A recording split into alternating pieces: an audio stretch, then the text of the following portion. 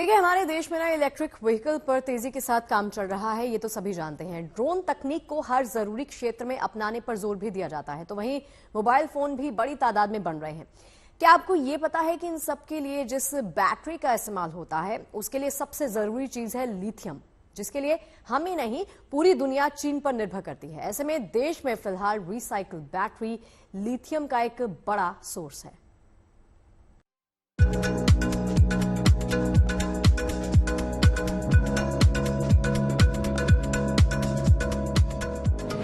प्रदूषण से बचाव और ईंधन की खपत कम करने के लिए इलेक्ट्रिक व्हीकल पर जोर है और मोबाइल फोन के बिना भी जिंदगी आसान नहीं है। और इन सब के लिए जरूरी है एक खास चीज, वो है लिथियम। यानी चाहे कोई भी बैटरी हो, उसमें लिथियम का इस्तेमाल होता है। और कड़वी सच्चाई ये है कि ये मिनरल मिलना बहुत मुश्किल है, खासकर भारत में इसका प्राइमरी सोर्स नहीं के बराबर है। हालांकि पहली बार जम्मू कश्मीर के रियासी में लिथियम का बड़ा भंडार मिला है और इस पर काम भी चल रहा है, लेकिन अभी भी लिथियम के लिए भारत पूरी तरह से विदेश से आयात पर निर्भर रहा है। ऐसे में हमारे पास इस्तेमाल के लिए जरूरी लिथियम जुटाने के लिए एक ही विकल्प है, लिथियम आयन बैटरी की रिसाइकलिंग।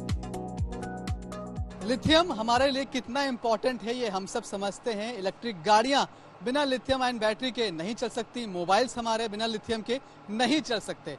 ऐसे में लिथियम का रिसाइकल होना भी बहुत ज़रूरी है। हम मौजूद हैं ग्रेटर नोएडा में लोहम के उस रिसाइकल फैक्ट्री में, जहां पर लिथियम को रिफाइन किया जाता है और रिसाइकल लिथियम आयन बैटरी को भी किया जाता है।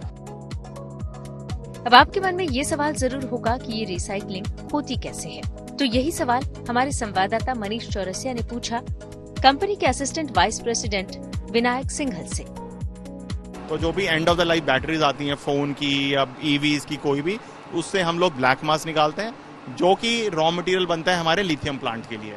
और यहाँ पे जो एंड प्रोडक्ट है वो हमारा लिथियम कार्बोनेट है, और जो बाय प्रोडक्ट्स हैं फिर वो दूसरे प्लांट में जाते हैं, क्योंकि कोबाल्ट और निकल अभी भी है उसके अंदर, तो उसको अलग रिफाइन करा। आप बैटरी क्रश करते हैं तो ये वो है जिसकी हम बात कर रहे थे, इसी के अंदर लिथियम कार्बोनेट और निकल है। ब्लैक, ये इसी को ब्लैक मास बोलते हैं। तो लिथियम कोबाल्ट और निकल इसी के अंदर है। ये ब्लैक मास जो कि किसी एक बैटरी में से निकलता है, चाहे वो फोन की हो या ईवी की हो, तो उसमें सारा लिथियम, निकल और कोबाल्ट है इसके अंदर।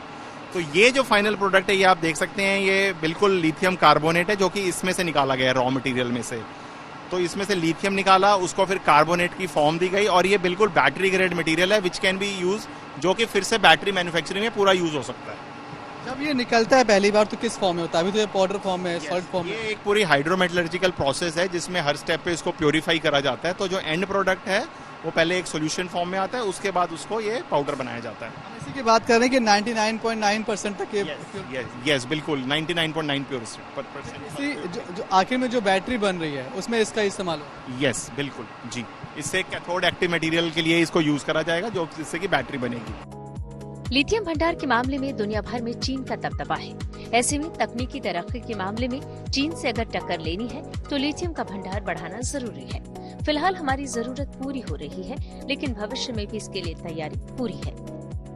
अपना अनुमान है, हम लिथियम आयन बैटरी इंडस्ट्री को गीगावाट आवर में मेजर करते हैं। हमारा अनुमान है इस देश को कम से कम 200 गीगावाट आवर का लिथियम आयन बैटरी कैपेसिटी चाहिए। अभी अवेलेबल कितना है? अभी हमारे देश में 0 कैपेसिटी है, और उसके लिए जो लिथियम चाहिए, लिथियम फैक्ट्री चलाने के लिए जो लिथियम चाहिए, वो भी हमारे देश में अभी केवल एज अ रिसोर्स ढूंढा गया है। हम कोरबा में, जम्मू कश्मीर में हल्के से लिथियम पाए गए, पर अभी वो लिथियम वो वायबल है कि नहीं वो हमें पता नहीं, इसलिए अभी हम सारा लिथियम इस देश का बाहर से ला रहे हैं। लिथियम रिसाइकलिंग के अलावा सरकार का जोर देश के अलग अलग राज्यों में इसके प्राइमरी सोर्स की खोज पर भी है, जिस पर भी काम तेजी से चल रहा है। चाइना इसमें इस पूरे मार्केट पर डोमिनेट कर रहा है, इसलिए बहुत ज़रूरी है कि हम लिथियम आयन बैटरी के रिसाइकल पर ध्यान दें।